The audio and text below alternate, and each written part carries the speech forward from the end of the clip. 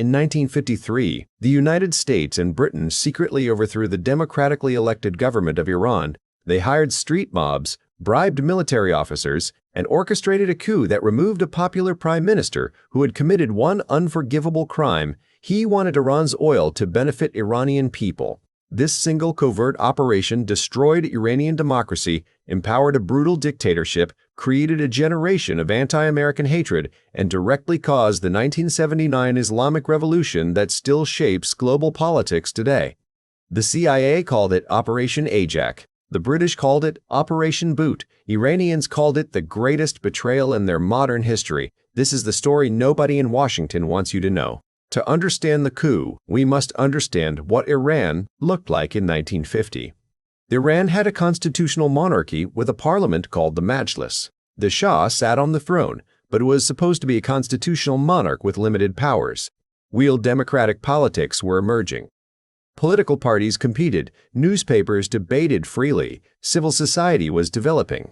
It was fragile and imperfect, but it was genuine democracy trying to take root in the Middle East. The economy was dominated by one overwhelming fact. British Petroleum, then called the Anglo-Iranian Oil Company, controlled Iran's vast oil wealth completely. Britain took the majority of profits. Iranians received a fraction of the wealth extracted from their own land. Into this environment rose Mohammad Mosaddegh. He was an elderly, emotional, sometimes eccentric politician who had devoted his entire life to Iranian democracy and sovereignty. He was famous for conducting political meetings from his bed, wearing pajamas, and weeping publicly during passionate speeches. But behind the theatrical style was a razor-sharp legal and political mind. He had studied law in Europe. He understood international relations deeply. He had one central burning conviction. Iran's oil belonged to the Iranian people, not to foreign corporations. When he was elected prime minister in 1951, he moved immediately and decisively to nationalize Iran's oil industry. The British were furious. The Americans were watching nervously. In March 1951, the Iranian parliament voted to nationalize the Anglo-Iranian Oil Company. The oil fields, the refineries, the infrastructure, everything would now belong to the Iranian state. Mosaddegh became prime minister shortly after and implemented the nationalization enthusiastically. Iranians celebrated in the streets. This was their oil, their wealth, their future.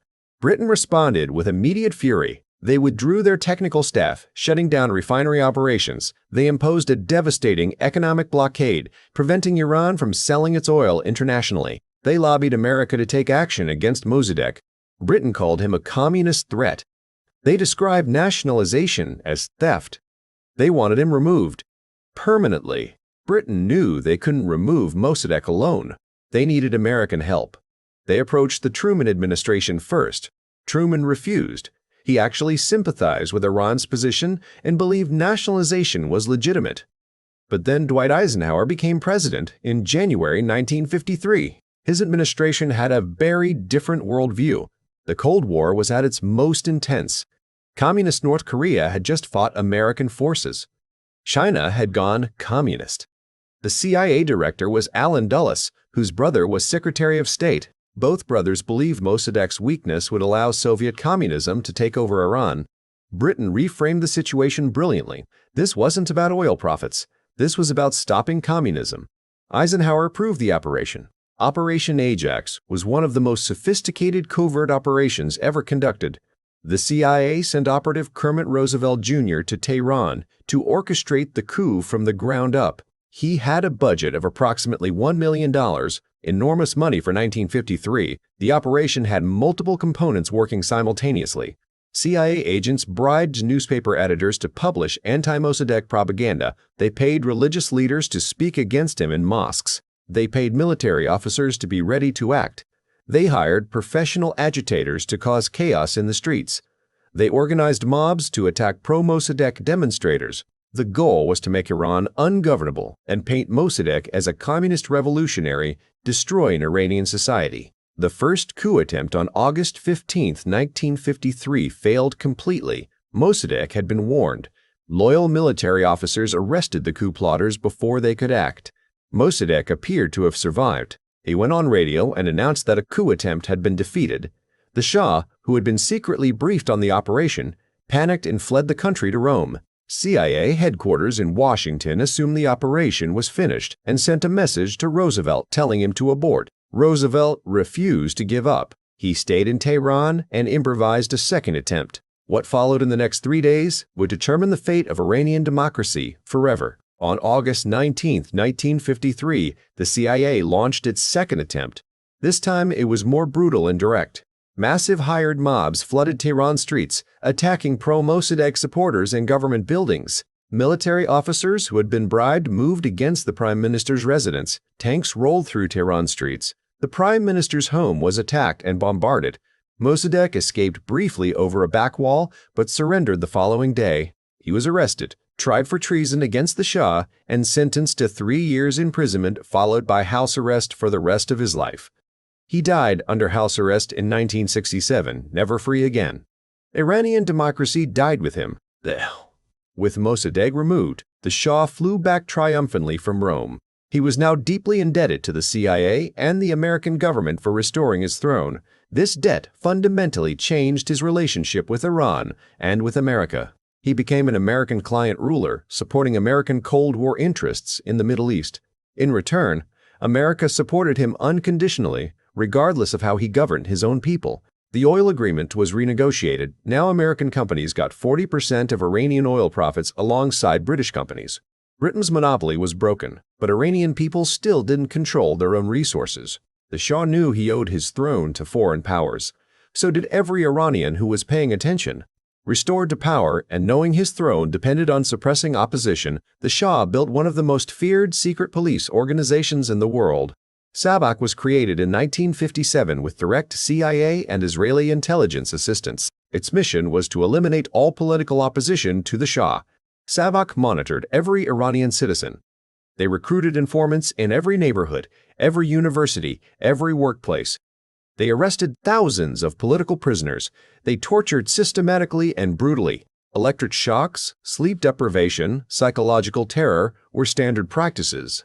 The democratic opposition that Mosaddegh had represented was crushed, imprisoned, or exiled. Iran became a police state, and the CIA had helped build it. The 1953 coup created a wound in Iranian national memory that has never healed. Every Iranian who lived through it or learned about it understood one fundamental truth.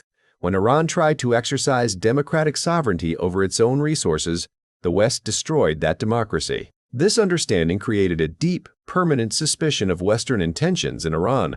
When the Shah eventually fell in 1979, the revolutionaries didn't just hate the Shah. They hated America for creating and sustaining the Shah's dictatorship. The hostage crisis of 1979 was directly connected to 1953. Taking American diplomats hostage was, in the revolutionary mindset, justice for the Americans who had taken Iranian democracy hostage 26 years earlier. For decades, the United States government officially denied any involvement in the 1953 coup. They maintained the fiction that it was an internal Iranian affair. But in 2013, 60 years after the event, the CIA officially released declassified documents confirming American involvement in Operation Ajax. The documents showed in detail how the CIA had planned, funded, and executed the overthrow of Iran's democratically elected government. It was the first time the American government officially acknowledged what Iranians had known for 60 years. The admission came too late to repair the damage, but it confirmed what the historical record had long shown.